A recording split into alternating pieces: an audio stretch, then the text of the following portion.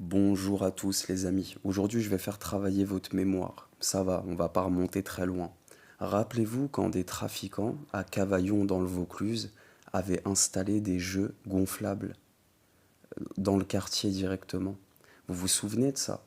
Ça avait fait grand bruit dans la droite patriote bourgeoise et parmi nos amis droitardés. Eh bien, il y a quelque chose de nouveau dans le dossier, quelque chose dont ils ne vont pas vous parler forcément. On a récemment deux policiers là, de 31 ans et 38 ans, dont un ancien Marseillais qui avait déjà trempé dans des affaires un petit peu bizarres qui ont été mis en garde à vue et qui devaient être mis en examen vendredi. Donc j'ai pas forcément suivi la suite, s'ils vont être incarcérés ou pas, mais quelque part, peu importe, puisqu'on le sait, cette justice est corrompue, d'accord? Donc bon, j'y attache aucune importance. On condamne parfois. Si je devais attacher de l'importance, je devrais attacher de l'importance à toutes les condamnations qu'il y a eu. Et je sais bien que la plupart par exemple, les opposants politiques dits d'extrême droite ont la plupart été condamnés. Et je sais que c'est des condamnations fantômes. Donc je ne m'attache pas forcément aux condamnations. Ok. En tout cas, on a deux policiers qui ont été mis en cause et mis en garde à vue à Cavaillon. Euh, Ils sont apparemment directement impliqués, tu vois. Parce qu'il y a eu, ils ont été mis en garde à vue pour cession, offre de stupéfiants, etc., etc. Donc c'est vraiment, je veux dire, un trafiquant, c'est exactement les mêmes chefs d'inculpation. Ok. Il y en avait déjà eu un en 2022, un policier marseillais de la PAF, il me semble, la quarantaine, qui avait été arrêté, donc dans la même ville, et qui lui aussi a été incarcéré en plus, était soupçonné, mais comme il a été incarcéré, ça a dû être avéré, qu'il participait à un trafic de stupéfiants. Mais ils n'étaient pas rentrés dans les détails. Bref, quoi qu'il en soit, là on parle de Cavaillon. Ok. Alors les amis, il faut bien comprendre que c'est un gros charbon, hein. C'est pas un petit charbon d'une petite ville, etc. C'est un charbon où il y a du sang qui a coulé et où il y a énormément d'argent à la clé. Ok. Le sang y a coulé récemment.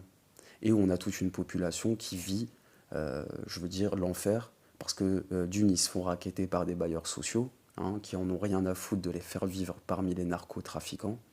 Deuxièmement, ils sont bloqués entre la menace des jeunes qui viennent travailler, parce qu'il faut bien comprendre que l'époque du point de deal avec les mecs du quartier qui tenaient le point de deal, c'est terminé. Aujourd'hui, on a des intérimaires qui viennent de partout et qui sont prêts donc à, je veux dire, qui n'ont aucune limite. Et en plus, on a la menace de la police. Alors la police, je parle bien des bacs, de ces gens en civil qui sont aussi violents que certains voyous, qui à force de côtoyer la rue en adoptent les attitudes, les excès. D'accord. Voilà. Euh, et donc là, voilà, on a deux policiers directement impliqués là-dedans. Mais moi, la question que je vais vous poser, c'est combien? Combien, à votre avis, de policiers comme ça qui ont été un petit peu, alors qu'ils sont passés par Marseille, vous vous rappelez le scandale de la BAC Nord, etc., et qui ensuite ont été dispatchés dans toutes les villes, surtout les villes de la région PACA, parce que forcément, ils veulent rester près de leurs proches, de leur famille. D'accord. Donc le Vaucluse, ça fait quand même pas mal d'affaires, je trouve, en pas beaucoup de temps, hein. Ça fait quand même beaucoup d'affaires en très peu de temps. Et en plus, j'aimerais ajouter que c'est le département qui a connu un grand drame aussi récemment, où un policier s'est fait tirer dessus, abattre en plein jour, en pleine ville, sur un point de deal. D'accord. Donc, est-ce qu'on n'est pas face à une affaire beaucoup plus sombre que ce qu'on pense? Mais tant qu'on refusera d'interroger cette institution, de la mettre en cause et de la juger comme n'importe qui, hein, tant qu'on se refusera d'aborder certains sujets et de traiter cette institution comme une enfant gâtée, eh ben on n'en sortira pas. Mais il y a un moment, ne soyez pas dupes. Comprenez bien que tout ce que vous voyez, on a de plus en plus de technologies, de plus en plus de moyens de communication, de plus en plus de formation pour les policiers. Malgré tout, vous voyez bien que c'est de pire en pire. Alors maintenant, il faut voir les choses en face. Tout cela ne serait pas possible sans la corruption, qui apparemment a disparu. Parce que moi, j'ai l'impression que la corruption, c'est un concept africain, c'est un concept mexicain. Ça s'arrête à Guadalajara et je veux dire au Sinaloa, mais apparemment en France, on est à l'abri. Mais pas du tout. Rendez-vous compte des sommes qui transitent, ok? Et je veux dire, l'homme ne peut pas être infaillible. Et quand vous voyez la délinquance d'au-dessus, par exemple, vous êtes tous à peu près au courant pour les histoires de corruption, la haute corruption comme McKinsey, comme Pfizer, etc., etc. C'est déjà des gens qui ont de l'argent et qui pourtant succombent.